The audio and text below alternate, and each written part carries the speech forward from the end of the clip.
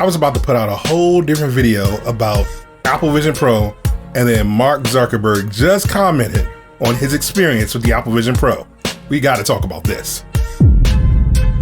Mark Zuckerberg just posted a video talking about his experience with the Apple Vision Pro. And to say shots fired would be an understatement.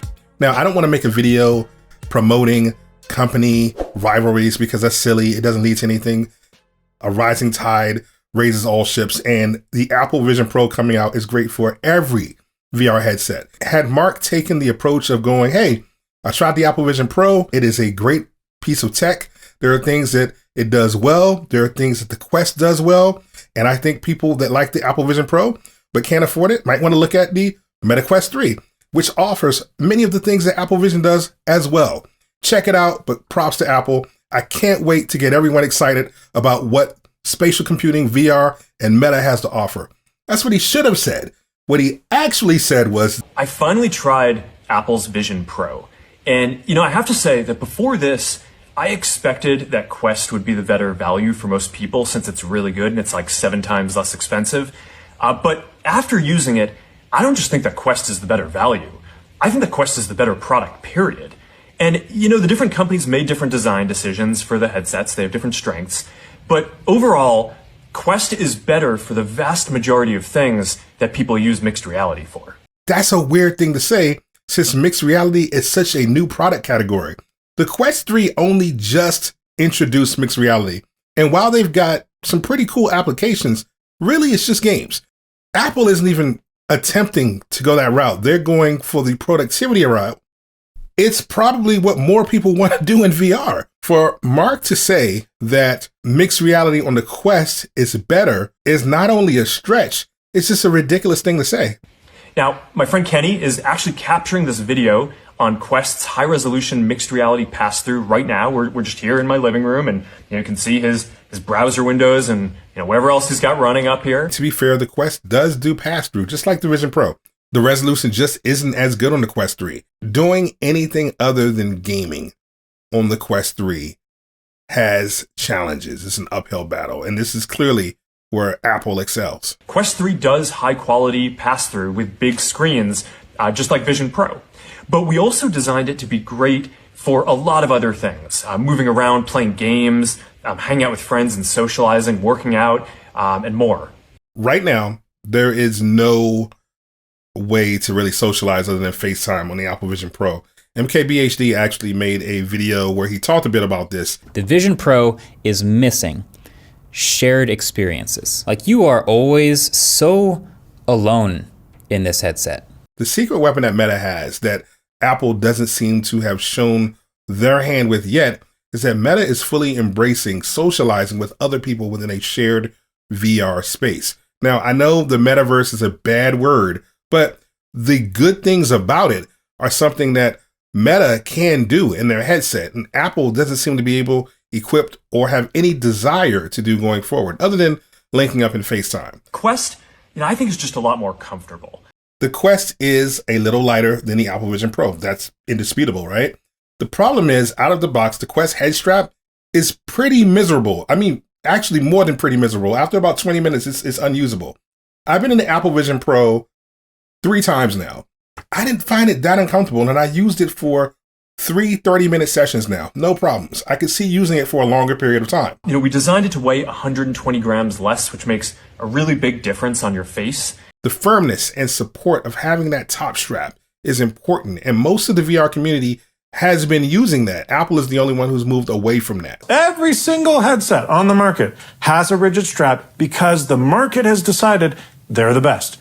And when the Vision Pro was first unveiled, I was like, they need a rigid strap. And so many people were like, you don't think Apple thought about Just that? put the battery You don't more. trust Apple to make this the is most. the opposite of a Apple's rigid not going to strap. release something that's uncomfortable. And now guess what? It's here. We've been on this call for 20 minutes, and my nose hurts. There's no wires that get in the way when you move around. It's a big deal.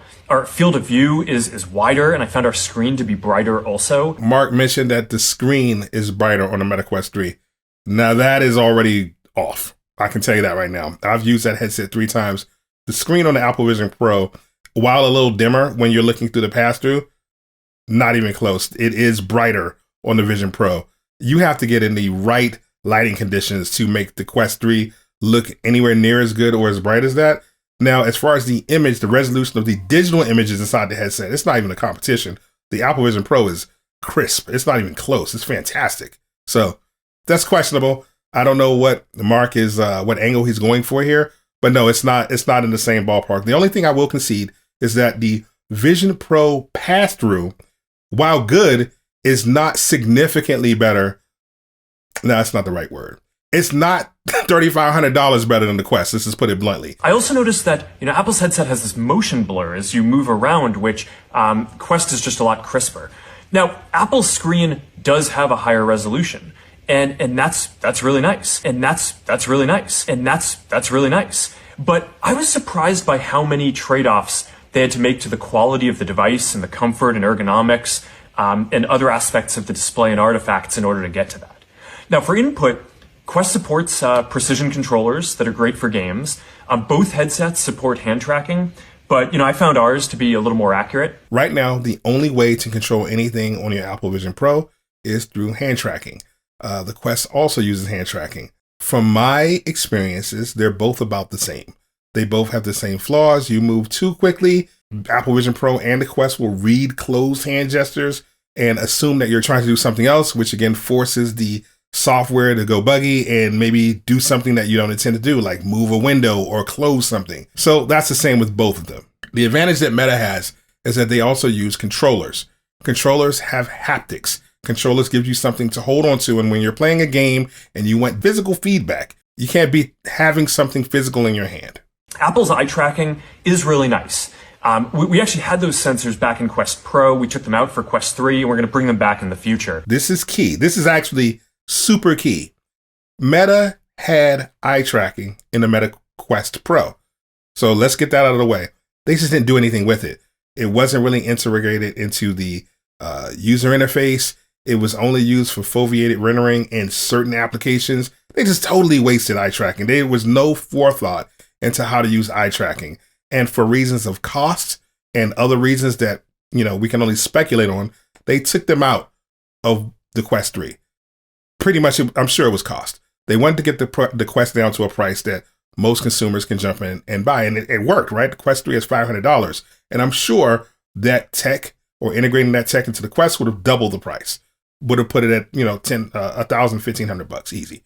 But would adding that eye tracking with a vision, with a plan integrated into the system have been enough to detract from what Apple's doing? Because basically all Apple did was put in eye tracking and it works as intended. It works really, really well. It almost makes you sad for Meta because they had it out first and they could have, stolen the market here, but they didn't. So to disparage the Apple eye tracking and say that, it's okay, we had it, we're going to put it back in the future, I would hope so, because you kind of need it. It's a nice interface. It's not perfect for everything, though. For typing or complex tasks, you're going to want things like hands or a keyboard or controllers or eventually a neural interface for those kind of inputs. Quest's immersive content library is a lot deeper. We've been working with studios building virtual and mixed reality games and other content for a long time now. And if you want to watch YouTube or play Xbox on a big screen anywhere you go, that's only available on Quest for now. So, when I look around, it seems like there are a lot of people who just assumed that Vision Pro would be higher quality because it's Apple and it costs $3,000 more. Once again, he's talking about that price. That's a big deal. For peace of mind, paying $3,500 is almost worth it if I know that I can work seamlessly on that device. It's very high. It's incredibly high. But peace of mind, what's the price on that? But, honestly, I'm pretty surprised that Quest is so much better for the vast majority of things that people use these headsets for with that price differential. It's almost like Mark knows exactly how to go too far. If he had stopped at better value, everyone would have said, oh yeah, he's right. Is that $500 versus $3,500? Mark, you're absolutely right. It's close enough. We'll see improvements on the Quest. Touche, Mark. Good job. But then he said, I know that, some fanboys get upset whenever anyone dares to question if Apple's going to be the leader in a new category. See, this is where Mark is losing. This is where he's losing and why he should have thought about this. Attacking and calling the people who are Apple fans fanboys automatically denotes that The people over here who see this as a positive product and see all the things about this product are automatically anti-Meta, and therefore they must be fanboys. And I think that was the wrong approach, especially since right now people are starting to see the attributes of both. But the reality is that every generation of computing has an open and a closed model. And yeah, in mobile, Apple's closed model won.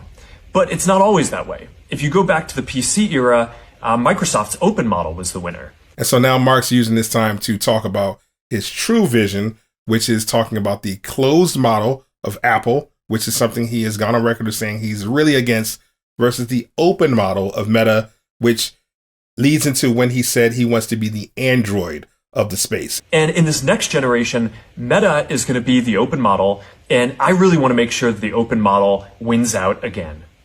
The future is not yet written.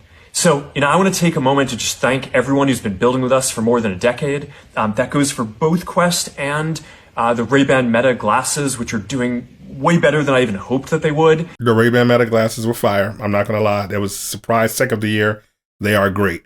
I still haven't gotten my multimodal AI yet, but so far, surprise of the year. As the old saying goes, the best way to predict the future is to invent it. So I'll see you all out there. So what do you guys think? Should Mark have attacked Apple in this way? Was this the right approach? Was this the way to rally the Meta fan base? Let me know what you think. Show out. Peace.